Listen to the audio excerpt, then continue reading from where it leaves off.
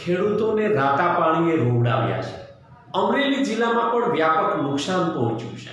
કોંગ્રેસ પણ રસ્તા પર ઉતરી છે, સત્યાગ્રહની વાતો કરી રહી છે। તાલુકે તાલુકે ખેડૂતોના માટે, ખેતી બચાવોના માટે જન આંદોલન ઊભું કરી રહી છે। ત્યારે અમરેલી જિલ્લાના એક જાગૃત ખેડૂતે સરકારને ટકોર કરી। શું તમે ઉદ્યોગપતિઓના લેણા માફ કરી શકો છો? એના દેણા માફ કરી શકો છો? એની બેંક માંડવાળ કરીને કરોડો રૂપિયા તમે ઉદ્યોગપતિને આપો છો, તો ખેડૂતોના દેવા માફ કેમ નહીં? શા માટે આટલું બધું નાટક ચાલી રહ્યું છે? સર્વેના નાટકો ચાલે છે। પેલા ખેતરે ખેતરે તમારા મંત્રીઓને મોકલ્યા અને હવે ગુજરાતના મુખ્યમંત્રી પાછા આ સર્વે માટે થઈને નીકળવાના છે। ક્યાં સુધી ખેડૂત રાહ જોઈને બેસે? તમારા સર્વેના નાટકો બંધ કરો, ખેડૂતોના ખાતામાં સીધા રૂપિયા આપો, એવી વાત કરતા લાલજી બોદર।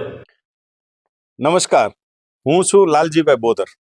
એક ખેડૂત પુત્ર તરીકે આ વિડિયાને જોવાનો છે, કોઈ રાજકીય પક્ષ નહીં।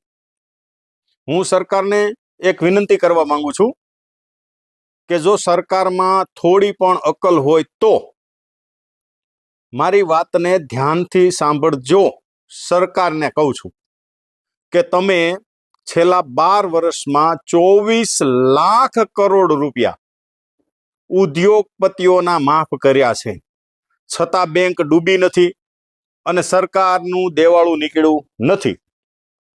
બીજો એક અહેવાલ છે ગુજરાતનો કે 9 મહિનામાં, છેલ્લા 9 મહિનામાં તમે 90,958 કરોડ રૂપિયા તમે મોટા માથાના લેટગો કર્યા, માંડવાળ કરી દીધી, એટલે માફ જ કર્યા એક પ્રકારે। હવે વાત આપણે કરીએ આ કમોસમી વરસાદની। ખેડૂતનો દીકરો કારણ વગર તમારી પાસે હાથ લાંબો કરતો નથી અને કરવોય ન પડે એવું ભગવાન પાસે માંગીએ છીએ, પણ હવે કરીએ હું?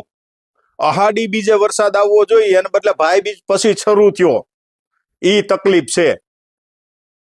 અમારો કપાસ પૂંભળા આવ્યા ને એમાં ઉગી ગયો, માંડવીના પાથરામાં માંડવી ઉગી ગઈ, વેચાણ થઈ શકે એવી પરિસ્થિતિ નથી। એટલા માટે સરકારને કહેવાનું છે કે તમે અમારા ખેડૂતનો સર્વે કરતાય વિશેષ એક સીધું કે તમે અમથાય 2,000, 6,000 રૂપિયા ખાતામાં ડાયરેક્ટ નાખો જ છો ને, તમારી પાસે બધાના ખાતા છે, ખેડૂત ખાતેદારના તમામના ખાતા છે, અને આ ખેડૂતોએ બેંક ધિરાણ, લોનની ધિરાણ લીધું હોય, બેંકમાંથી લીધું હોય, સહકારી મંડળીઓમાંથી લીધું હોય, એ સીધું માફ કરો ને। 18,225 સમથિંગ ગામડા છે ગુજરાતમાં। કેટલા છે? 18,225 કે થોડા ઘણા ઉપર નીચે હોય, આટલા ગામડા છે। હવે તમે અત્યારે 90,958 કરોડ રૂપિયાની જો ખાલી વાત કરીએ ને તોય ગુજરાતનું દેવું ભરાઈ જાય, એક ખેડૂત ખુશ થઈ જાય। અને તમે 12 વર્ષમાં ને કેટલા 24 લાખ કરોડ ઉદ્યોગપતિઓના માફ કર્યા। હળાવ શરમ થવી જોઈએ। એક ખેડૂતનો દીકરો તમને વાત કરે તો જ તમને ભાન પડે, સત્તામાં બેઠા છો।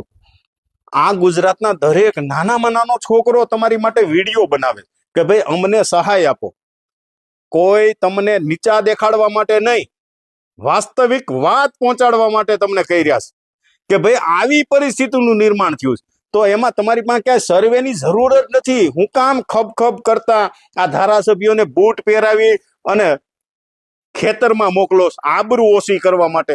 અકલ વગરના તો ધારાસભ્ય ભેગા કર્યા છે, આવાને તમે મોકલો છો સર્વે કરવા, જ્યાં બૂટ પહેરીને જાય। સર્વે કરવાની જરૂર નથી, તમે અમથા દોઢા થઈને બધાના ખાતામાં 6,000 રૂપિયા નાખો છો। તો અત્યારે સીધો જ હિસાબ છે, બધી બેંકમાંથી પૂછો ક્યાં ખેડૂતે કેટલું ધિરાણ લીધેલું છે, ભાઈ સહકારી મંડળીમાં પૂછી લ્યો કેટલું ધિરાણ લીધું છે, અને એક ઝટકે એના ખાતામાં ભરપાઈ કરી દો, દેવા માફ કરી દો, વાત પૂરી। આટલું કરો નહીં, કેવડા 24 લાખ કરોડ રૂપિયા, 90,958 કરોડ રૂપિયા, આ કઈ નાની રકમો નથી।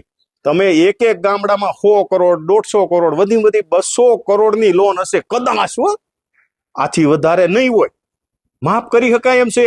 જરીએ ચિંતા કરોમાં 2027માં આમનમ ટકી રહેવું હોય તો, નકર કોની સરકારે બને એ ખબર નથી, પણ તમારી તો જાહે.